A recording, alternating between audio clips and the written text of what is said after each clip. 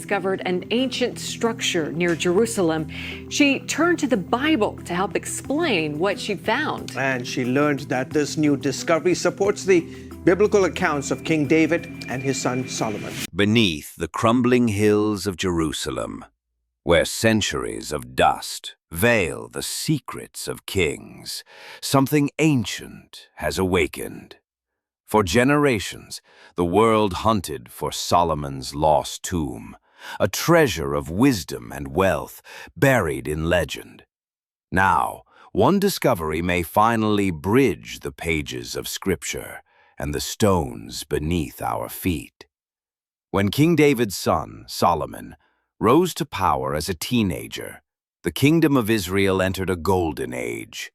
Trade flourished, gold and cedar flowed into Jerusalem, and at the heart of it all stood the first temple, a 7-year marvel of stone and gold, its walls glimmering with divine fire. The Bible calls Solomon the wisest man who ever lived. Stories of his rulings spread across empires, none more famous than the judgment of 2 women claiming the same child. Solomon's wisdom revealed truth not through force, but through compassion, a justice that crowned him in legend. Even the Queen of Sheba traveled across deserts to test him, bringing caravans laden with gold, spices, and riddles. She left astonished, saying, "The half was not told me." But among all his wonders, No, it is just the appetizer of the 4th season. We gotta continue. one mystery endured. Where did this king rest when his light finally dimmed? For 1,000 years, seekers have scoured Jerusalem for Solomon's grave. Some said it lay beneath the Temple Mount. Others whispered of hidden chambers sealed with curses. Knights, scholars, and treasure hunters all came and left empty-handed. By the dawn of the 21st century, most experts had given up, until one woman refused to. Dr. Emily Carter, an archaeologist whose curiosity often led her where others feared to look, stumbled upon something extraordinary. Ancient Hebrew tax records that didn't match any known archive. Hidden among them was a note, payments directed to a site, outside the walls toward the city of David. A place omitted from royal maps, a place forgotten by time. Using ground-penetrating radar, Dr. Carter's team surveyed the rocky slopes of Silwan, the heart of old Jerusalem. For months they found nothing. Then a storm struck. When the rain subsided, the earth's shows shifted, revealing a shallow dip, almost invisible but unnatural. Beneath it, the radar flared to life, not random shapes, but tunnels. Man-made, precise. The team descended 13 meters underground. The walls were smooth, hand-carved, and deeper in they found something incredible. Fake tunnels designed to trap thieves, a labyrinth engineered not for protection, but secrecy. Hebrew inscriptions lined the stone, 7 marks, 7 lines, matching the 7 years Solomon spent building the temple. They were not decoration, they were directions. After weeks of clearing debris, the team reached a massive slab sealed into the bedrock. Its surface bore no royal name, only symbols of the sun, the lion, and a crown. Motifs tied to Solomon's reign. The air grew cold, the ground trembled faintly. As they began to lift the slab, the sound that escaped was not just stone breaking. It was as if the earth itself exhaled a secret it had guarded for 3,000 years. Behind the seal, darkness, no sound, no smell, just the presence of time itself. Inside lay carved corridors, remnants of cedar, and pottery fragments dating to the 10th century BC, the era of Solomon. Gold dust, shards of ivory, inscriptions referencing the builder of the house of Yahweh. But what stunned Dr. Carter most wasn't what was found. It was what was missing. There was no body, no coffin, just a hollow stone. Just a hollow stone platform, perfectly preserved, facing east, toward the rising sun. It was as if the king had been taken, not buried. Experts remain cautious. The structure may not be Solomon's tomb. But every stone, every marking, every symbol mirrors the timeline and architecture of his reign. The evidence is overwhelming, yet incomplete. What if Solomon's tomb was never meant to be found? What if his legacy wasn't buried beneath the earth, but encoded within it? Dr. Carter's findings, along with similar discoveries by Dr. Eilat Mazar decades earlier near the city of David, suggest a network of royal structures directly tied to the First Temple period, each one affirming that Solomon, the son of David, was no myth. He was real.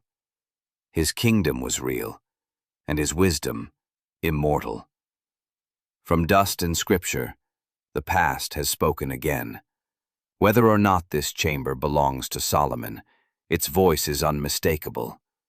A reminder that beneath every buried truth lies a promise waiting to rise. In the hills of Jerusalem, the stones remember. And sometimes, they remember too loudly to ignore. What Dr. Carter's team found that morning wasn't legend anymore. It was history, shining in the dark. Because this was real. Golden vessels stacked in corners, Hebrew inscriptions glinting as though freshly carved. The air carried the scent of thyme, resin, and ancient spices, sweet and earthy, like time itself had been sealed away. At the far end, rising from the stone floor, stood a 7-branched menorah. Flawless, heavy, and unmistakably ancient.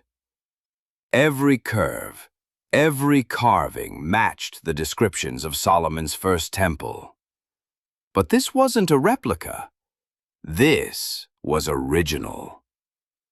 Silk fragments hinted at trade with India. Ivory carvings traced connections to African kingdoms. Boxes of jewelry, rubies, emeralds, lapis, whispered of a global empire. One archaeologist muttered, "This makes the British Museum look like a thrift shop." Then a clay jar cracked open, releasing a puff of frankincense, saffron, and citrus. The scent was fresh, as if the chamber had been sealed just yesterday.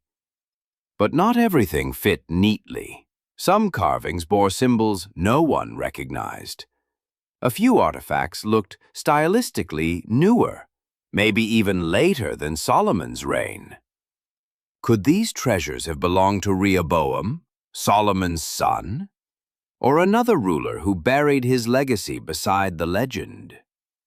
Laser scanners traced every inch of the chamber. No artifact moved without documentation, because one mistake could erase what the desert had protected for nearly 3,000 years.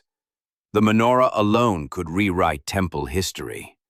But this wasn't a tomb. Not yet.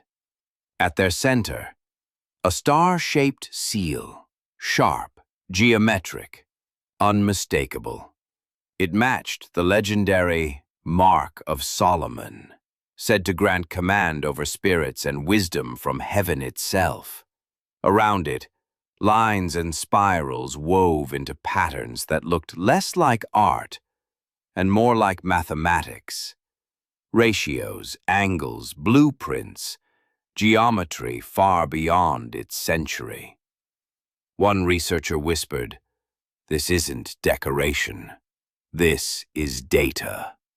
Even Dr. Carter joked, "We came looking for a tomb and found Solomon's calculus notebook."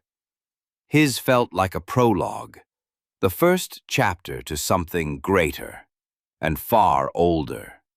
In the corner, stacked like unread messages, lay a set of clay tablets, dense with ancient Hebrew. Some described temple measurements word for word from the Book of 1 Kings, the same one used to sign decrees, trade pacts, and letters to Sheba herself. Some experts linked it to Hezekiah's era, 2 centuries later, yet the craftsmanship, the symbols, all pointed back to Solomon. But one truth remains. Despite all this, the inscriptions, the music, the golden seal, Solomon's body has never been found. No sarcophagus, no royal remains, only echoes, artifacts whispering his name.